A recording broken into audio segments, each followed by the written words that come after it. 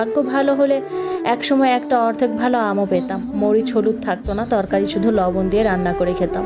চাউলও থাকতো না, কেউ কাজও দিত না। আর কে দিবে কাজ বলুন? আপনি দিবেন আমাকে? দিবেন না। পরনের জামাগুলো একদম ছিঁড়ে যেত, কিন্তু উপায় নাই, পড়তে হতো। আমার বাচ্চার অসুখ হলে আমি দোয়া আর পানিতে দোয়া পড়ে ফু দিয়ে খাওয়াতাম, কারণ টাকা থাকতো না ওষুধ আনার।